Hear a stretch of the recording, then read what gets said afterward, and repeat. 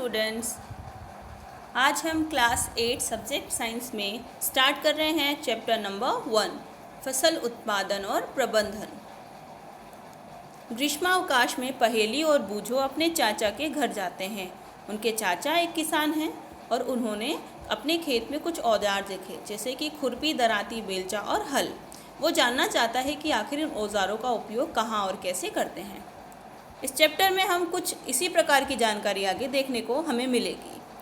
आप पढ़ चुके हैं कि सभी सजीवों को भोजन की आवश्यकता होती है और पौधे अपना भोजन फोटोसिंथेसिस के द्वारा स्वयं बनाते हैं। मनुष्य जैसे जीव अपने भोजन के लिए इन पर निर्भर रहते हैं, परंतु प्रश्न ये है कि हम भोजन ग्रहण ही क्यों करते हैं। आखिर हमें भोजन को ग्रहण करना क्यों पड़ता है।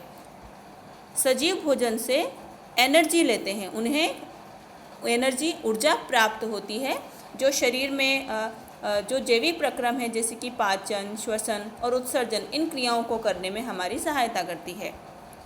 हम अपना भोजन पौधों, जंतुओं दोनों से ही प्राप्त करते हैं।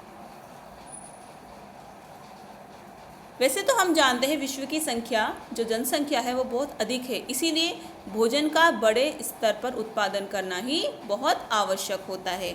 एक विशाल जनसंख्या को भोजन प्रदान करने के लिए इसका नियमित उत्पादन करना, प्रबंधन करना और वितरण करना आवश्यक है। कृषि की पद्धतियाँ। लगभग 10,000 ईस्वी पूर्व तक मनुष्य घुमंतु थे, एक स्थान से दूसरे स्थान तक भोजन आवास की खोज में विचरण करते रहते थे, कच्ची फल सब्जियाँ खाते थे। बाद में उन्होंने भोजन के लिए जंतुओं का शिकार करना प्रारंभ किया और उसके कई वर्षों के बाद वे धीरे धीरे खेती करना सीखे, जिससे चावल, गेहूं या अन्य प्रकार की फसलों को उन्होंने उगाना सीखा। इस प्रकार से सर्वप्रथम कृषि का प्रारंभ हुआ। फसल किसे कहते हैं? इसका उत्तर है, जब एक ही किस्म के पौधे किसी स्थान पर बड़े पैमाने पर उगाए जाते हैं तो इसे फसल कहते हैं। जैसे कि किसी खाली खेत में केवल गेहूँ ही उगे, सारे के सारे पौधे किसके हो? गेहूं के हो, तो इसे हम कह सकते हैं गेहूं की फसल। भारत एक विशाल देश है जहां पर ताप, आर्द्रता यानी कि नमी और वर्षा जैसी स्थितियां एक क्षेत्र से दूसरे क्षेत्र में पर्याप्त भिन्न होती है और इसी कारण से देश के विभिन्न भागों में अलग अलग प्रकार की फसलें उगाई जा सकती हैं। मोटे तौर पर फसल को 2 वर्गों में बांटा जा सकता है। पहला है खरीफ और दूसरा है रबी। खरीफ की फसल वर्षा ऋतु में बोई जाती है। भारत में जो सामान्यतः वर्षा की ऋतु है जून से सितंबर तक होती है, इसलिए इस प्रकार की फसल को हम खरीफ की फसल कहते हैं। धान, मक्का, सोयाबीन, मूंगफली और कपास ये खरीफ की फसलें होती हैं। रबी की फसलें शीत ऋतु अक्टूबर से मार्च तक उगाई जाती हैं। ये गेहूं, चना, मटर, सरसों और अलसी ये सभी रबी की फसलों के उदाहरण होते हैं। इसके अलावा तीसरा एक और प्रकार हम सामाजिक के अंतर्गत पढ़ते हैं, जिसे हम जायद की फसलें कहते हैं। जायद की फसलों में जो चारा फसलें होती हैं, तरबूज है, ककड़ी है, ये सब उगाई जाती हैं। बूझो का प्रश्न है कि धान को शीत ऋतु में क्यों नहीं उगाया जाता? क्योंकि प्रत्येक प्रकार की फसलों के लिए कुछ स्पेशल कंडीशंस होती हैं। धान को बहुत ज़्यादा पानी की आवश्यकता होती है और इतना पानी उसे केवल वर्षा ऋतु में ही प्राप्त हो सकता है, इसीलिए इसे केवल वर्षा ऋतु में उगाया जाता है, शीत ऋतु में नहीं। फसल उगाने के लिए किसानों को अत्यंत कठिन परिश्रम करने पड़ते हैं, बहुत सारे क्रियाकलाप करने पड़ते हैं और इसके लिए हमें बहुत सारे चरणों को काम में लेना पड़ता है, जिनके नाम हैं मिट्टी तैयार करना, बुआई, खाद और उर्वरक देना, सिंचाई करना, खरपतवार से सुरक्षा करना, कटाई करना और भंडारण करना। आइए इन चरणों की हम जानकारी प्राप्त करते हैं। पहला है मिट्टी तैयार करना। फसल उगाने से पहले मिट्टी को उलट पुलट करके इसे पोला बनाया जाता है, जिससे कि पौधों की जड़ें आसानी से अंदर तक चल जाएं और श्वसन कर पाएँ। मिट्टी में रहने वाले केंचुए और सूक्ष्मजीव भी इस प्रकार में सहायता करते हैं, इसीलिए ये किसानों के मित्र कहलाते हैं, क्योंकि ये मिट्टी को पोला करते हैं और ह्यूमस बनाते हैं। मिट्टी में खनिज, जल, वायु और कुछ सजीव यानी कि कुछ बैक्टीरिया पाए जाते हैं जो फसलों के लिए लाभदायी होते हैं। मिट्टी की जो ऊपरी परत होती है उसके कुछ सेंटीमीटर की जो मिट्टी है उसको उलट करके ही हम उसमें जो उर्वरकता है उसको बढ़ा सकते हैं, क्योंकि ये मिट्टी की कुछ परत ही पौधों की वृद्धि में सहायक होती है।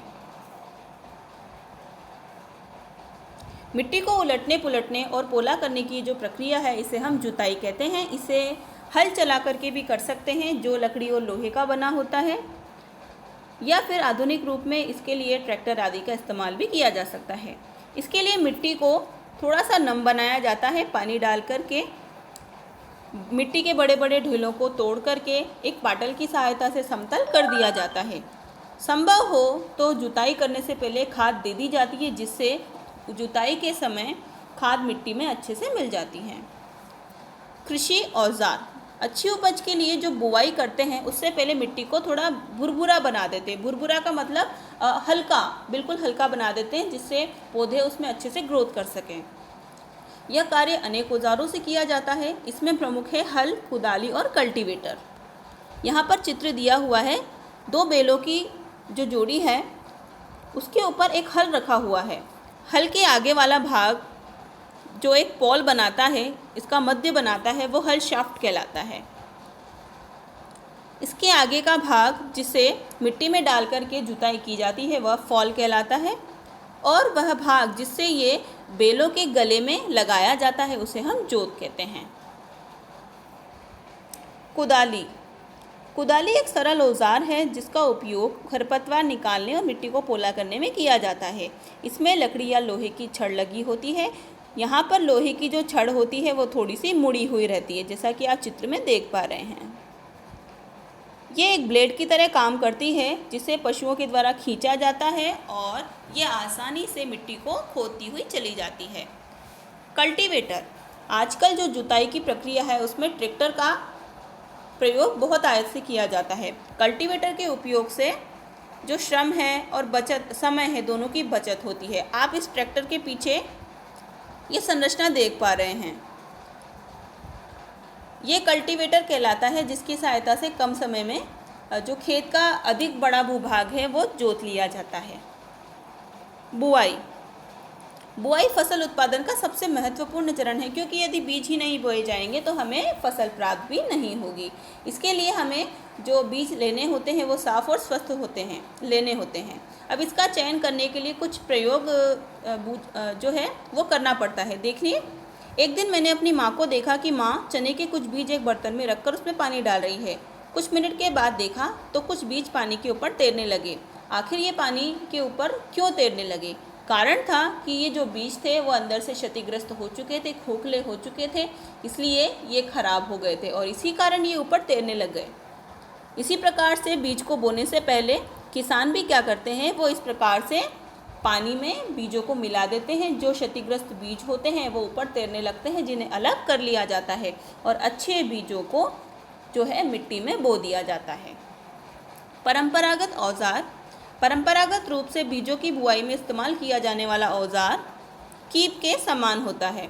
बीजों को कीप के अंदर डालने पर, यहाँ पर देखिए ये कीप है, इस कीप के अंदर किसान धीरे धीरे बीजों को डालते जाते हैं और बैलों की सहायता से आगे बढ़ते जाते हैं, जिससे धीरे धीरे करके एक एक बीज पूरी ज़मीन में डाल दिया जाता है।